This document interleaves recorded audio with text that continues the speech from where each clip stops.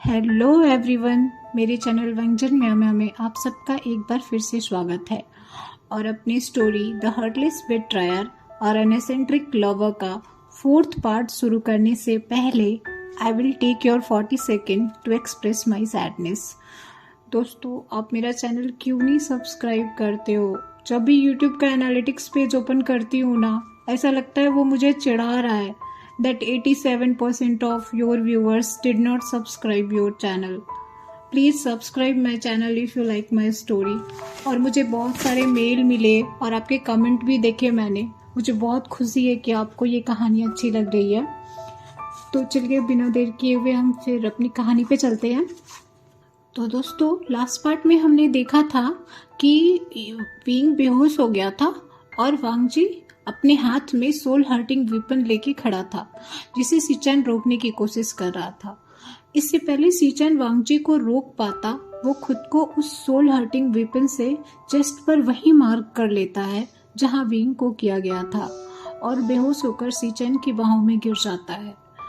अपने आखिरी कॉन्शियस पलों में वो कहता है, this heartless betrayer loved you विंग। इधर नी सेक्ट में नी हुसैन विंग के सर पर पानी की पट्टियां रख रहा था। सेक्ट हीलर बार बार उसकी नब्ज देख रहे थे। तभी वहां चीफ कल्टीवेटर आते हैं। नी तुरंत अपने घुटनों पर बैठकर उनको प्रणाम करता है और कहता है, योर हाइनेस, देखिए ना, आसियान को अचानक क्या हो गया। मैं आपकी दी हुई मेमोरी सप्रेशन पिल्स भी इसको रोज दे रहा था, लेकिन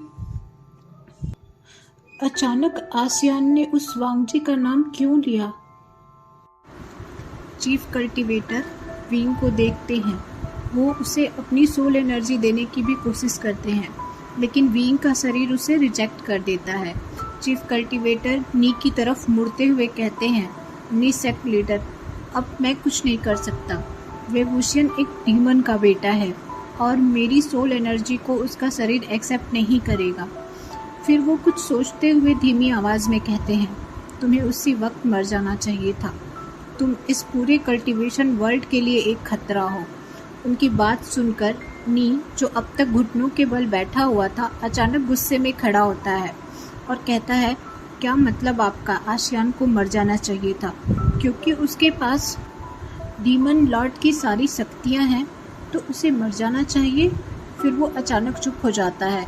फिर कहता है, chief cultivator, ASEAN demon king के साथ साथ मून गॉडेस का भी सन है, तो फिर उसके शरीर ने आपकी एनर्जी क्यों नहीं एक्सेप्ट की? फिर वो एक कड़वाहट भरी मुस्कान से कहता है, क्योंकि आपकी बेटी आपसे नफरत करती थी, शायद इसीलिए आसियान का शरीर आपकी एनर्जी एक्सेप्ट नहीं कर रहा। और जहाँ तक मैं समझ पा रहा हूँ, आसियान को डीमन किंग और मून गॉडेस दोनों की शक्तियाँ उसे दिन मिल गई थी जिस दिन वांगजी के कारण उसकी सोल डिस्ट्रॉय होने लगी थी।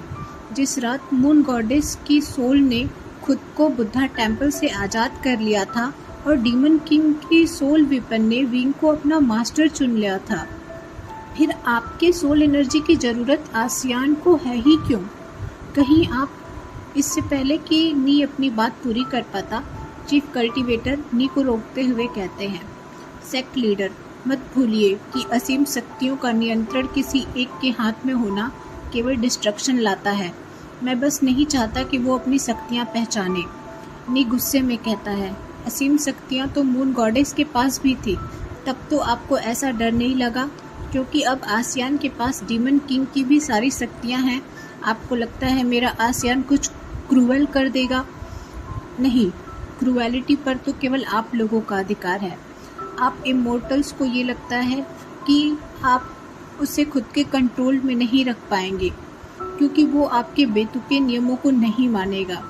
चीफ कल्टीवेटर अब गुस्से में कहते हैं कि मत भूलिए नी सेक्ट लीडर, आप जिसकी बात कर रहे हैं वो मेरा भी कुछ लगता है, और मैं नहीं चाहता जो मेरी बेटी के साथ हुआ वो वी के साथ भी हो। नी हुसैन एक टॉन्टिंग मुस्कान के साथ कहता है, हाँ, आपका रिश्ता है, तभी तो जन्म लेते ही आपने मरने के लिए नदी में छोड़ दिया था, और आज आप चाह रहे थे कि उसे उस दिन मर जाना चाहिए था। आपने तो प्रकृति ने तो आपको स्वयं ईश्वर का पिता होने का अधिकार दिया। वो एक मौका था लेकिन आपने तो खुद को उनका भाग्य विधाता ही समझ लिया। मुझे लगा था मून गॉडेस के शरीर छोड़ने के बाद आप अपनी वास्तविकता समझ गए हैं, लेकिन मैं गलत था। आपने तब भी डेस्टिनी के खिलाफ जाने की कोशिश की और अब भी आप वही कर रहे हैं। नी की बात सुनकर चीफ कल्टीवेटर को धक्का लगता है। वो अपनी आंखें बंद करके एक लंबी सांस लेते हैं, फिर कहते हैं, सेक्ट लीडर, मेरी कोई शक्तियाँ वीइंग पर काम नहीं कर रही। अब सब कुछ डेस्टिनी के अनुसार ही होगा। धैर्य रखें और आसियान के होश में आने का इंतजार करें। इधर गुसू लैंड सेक्ट में चीफ हीलर सीचैन और कुरैन से वांगजी को सोल एनर्जी देने को कहते हैं और खुद परेशान होकर अपनी किताब के पन्ने पलटते हैं। फिर वो सीचैन से कहते हैं, इनके कल्टीवेशन पार्टनर को बुलाएं, उन्हीं की एनर्जी अब इन्हें बचा सकती है। सीचैन एक विद्यार्थी की तरफ देखते हैं जो तुरंत भागकर लानी को बुलाने जाती है। लानी वहां आती है।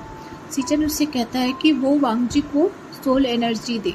लानी घबराते हुए वांगजी को देखती है और फिर कहती है कि मैं बीमारी के कारण काफ़ी अस्वस्थ महसूस कर रही हूँ। इससे पहले कि वो आगे कुछ कहती, चीफ हीलर कहते हैं, आपकी थोड़ी सी सोल एनर्जी प्रिंस को बचा लेगी और हम आपको एनर्जी ट्रांसफ़र कर देंगे। आप जल्दी करिए। तभी स्वेबियान, जो कि वांगजी के बिस्तर की थोड़ी दूर पर ही रखी हुई थी, एक तेज आवाज़ से लॉकर स्पेल को तोड़ देती है और वहाँ से उड़कर तेजी से चली जाती है। सीचैन, कुरैन, लानी और वहाँ खड़े सभी लोग शॉक थे। फिर सीचैन कहता है, अंकल, सोल वीपन के कहीं जाने का क्या मतलब है? कुरैन धीमी और भारी आवाज़ में कहता है, मतलब है कि उसके मास्टर ने उसे बुलाया है। सीचैन आश्चर्य से कहता है, मतलब मास्टर वे जिंदा हैं? कुरैन कुछ नहीं बोलता और लानी की तरफ मुड़कर कहता है, एनर्जी ट्रांसफ़र करो। लानी परेशान हो जाती है। सभी उसी की तरफ देख रहे थे। वो गुस्से और आंसुओं से भरी आंखों के साथ पैर पटकते हुए कहती है, मैं नहीं कर सकती, और वहाँ से भाग जाती है। सभी उसको इस तरीके से व्यवहार करते देख शॉक थे। इधर स्वेबियान नी सेक्ट आती है और वो ब्लैक स्वॉर्ड उसके अंदर समा जाती है। इधर जियांग एंसेस्टर हाउस में वीइंग की फ्लूट हाथ में लेके बैठा था। तभी अचानक उसके हाथ से वो फ्लूट उड़ के चली जाती है। वो घबरा के बाहर आता है। आसमान पूरी तरह से लाल रोशनी से चमक रहा था। वीइंग की फ्लूट भी नी सेक्ट आती है और वहाँ एक लाल और सफ़ेद रोशनी उस फ्लूट में प्रवेश कर जाती है और फोनिक्स पिन वीइंग के हाथ से निकलकर चली जाती है। उसके हाथ से छूटते ही वीइंग उड़ जाता है और उसके पीछे भागने लगता है। वह कहता है, नहीं, तुम मुझे ऐसे नहीं छोड़ सकते। थोड़ी दूर जाकर वो फिर गिर जाता है। नी उसे उठाकर वापस लाता है। इधर फोनिक्स फीदर वांगजी के पास वापस आ गया था। चीफ हीलर एक राहत की सांस लेते हुए कहते हैं, फर्स्ट प्रिंस, सेकेंड प्रिंस अब ठीक हैं। शुक्र है उनका फोनिक्स फीदर उनके पास वापस आ गया और उनकी जान बच गई। सीचैन कहता है, इसका मतलब वांगजी की सारी इमोर्टल पावर्स उसके पास वापस आ गई। जिस पर चीफ हीलर ना में सर हिलाते हैं और कहते हैं, फर्स्ट प्रिंस, मैं सेकंड प्रिंस की कोई शक्ति महसूस नहीं कर पा रहा। उनकी बस सोल हील हुई है, शक्तियाँ वापस नहीं आई हैं। फर्स्ट प्रिंस, ऐसा क्या है जो आप भूल रहे हैं? याद करिए, आपके प्रश्न का जवाब आपको मिल जाएगा और मुझे इजाज़त दीजिए। ऐसा कर करके चीफ हीलर वहाँ से चले जाते हैं। सीचैन को कुछ समझ नहीं आता। वो कुरैन की तरफ मुड़ कर देखते हैं, लेकिन कुरैन भी वहाँ से चले जाते हैं। लानी अपने नए घर में वापस आती है, जहाँ वो जिंगसी के जलने के बाद से ही रह रही थी। जिंगसी के बनने के बाद वहाँ जाने की कई बार कोशिश की, लेकिन लान स्टूडेंट ने वांगजी के ना होने से उससे वहाँ जाने से रोक दिया। कुरैन ने भी इस बारे में उसकी मदद में कोई रुचि नहीं दिखाई थी। वह इस नए घर में नहीं रहना चाहती थी, क्योंकि यहाँ उससे मिलने कोई भी आसानी से आ जाता था। वो वापस जिंगसी जाना चाहती थी, क्योंकि वहाँ वांगजी था और जिसके कारण वहाँ उससे कोई भी आसानी से नहीं मिल सकता था। वो किसी से मिलना नहीं चाहती थी, या यूँ कहें किसी खास से मिलना नहीं चाहती। लानी तुरंत सूसे को बटरफ्लाई मैसेज भेजती है इधर विंग आंखें खोलता है और नी को सामने पाता है। नी उससे खुश होते हुए पूछता है, अब कैसे हो विंग? विंग की आंखों में आंसू आ जाते हैं और वो कहता है, मैं ठीक हूँ नी, बस थोड़ा कमज़ोर महसूस कर रहा हूँ। नी सेक्ट हीलर से विंग को चेक करने को कहता है। सेक्ट हीलर विंग को देखने के बाद नी को अपने साथ बाहर चलने को कहता है। बाहर जाके वो नी से कहता है, सेक्ट लीडर, वे प्रिंस की याददाश्त वापस आ गई है।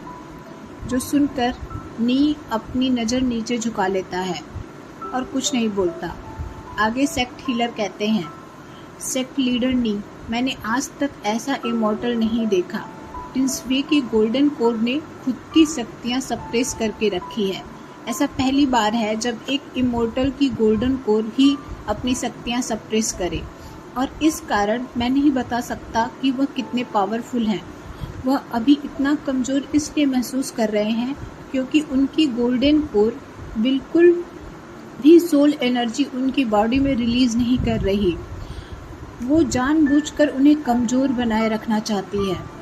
आपको उनका ध्यान रखना होगा। अगर जो चीफ कल्टीवेटर कह रहे थे वो सही है तो इस बात का पता चलते ही जल्द ही सारे सेक्ट उनके पीछे पड़ जाएंगे और उन्हें हार्म करने की कोशिश करेंगे। नी मिहाज पर अपनी ग्रिप तेज करते हुए कहता है, नहीं सेक्ट हीलर, इस बार नहीं, फिर से नहीं। दूसरी तरफ चीफ कल्टीवेटर सहायक कल्टीवेटर के हाथ में टाइगर सील देते हुए कहते हैं, हमें इसकी ज़रूरत पड़ सकती है, तुम इसे सुरक्षित रखना और ध्यान देना, हमारे पीछे एक स्पाई है, उसे पता नहीं चलना चाहिए कि टाइगर सील अभी हमारे पास है। मैंने इसे कुरैन को देने का सोचा, लेकिन अब उसका भरोसा नहीं कर सकता। इसे हमें जिन सेक्ट लीडर गोंगायू को देना चाहिए। वो समझदार हैं और कल्टीवेशन वर्ल्ड की परवाह करते हैं, नियमों को मानते हैं। इधर वुसुलैंड सेक्ट में वांगजी अब उठ चुका था। सिचेन उससे कहता है, तुमने ऐसा क्यों किया वांगजी? तुम्हें एक बार भी मेरा ख्याल नहीं आया? वांगजी, जिसके चेहरे पे एक रात पहले कोई भी पेन और गिल्ट को देख सकता था, फिर से एक्सप्रेशनलेस कोल्ड फेस प्रिंस बन गया था। वो पहले की तरह उसका चेहरा कोई भी भाव नहीं दिखा रहा था। वो उठते हुए कहता है, आप मेरे लिए एक काम करेंगे? सिचेन मुस्कुराकर कहता है, बोलो वांगजी। वांगजी कहता है, जिंक्सी साफ करवा दें, बिल्कुल पहले की तरह, और उसमें एक बड़ा बेड लगवा दें। सिचेन कंफ्यूज था। उसे उम्मीद नहीं थी कि उसका भाई कभी भी लानी को जिंक्सी में दोबारा घुसने देगा, और इसी कारण उसने कुरैन से कहा था कि वो लानी को जिंक्सी में न जाने दे। अब वांगजी की ये बात सुनकर के वो कुछ नहीं कहता, बस हाँ में सर हिलाता है। वांगजी वहाँ से जाने लगता है। सिचेन कहता है, वांगजी, अभी तुम्हें आराम की ज़रूरत है, तुम कहाँ जा रहे हो? वांगजी बिना पीछे मुड़े कहता है, नी सेक्ट, और अपने फोनिक्स फीदर पर वहाँ से निकल जाता है। दोस्तों, हम आज का ये पार्ट यहीं पे ख़त्म करते हैं। नेक्स्ट पार्ट में जल्दी लेकर के आऊँगी। Thank you.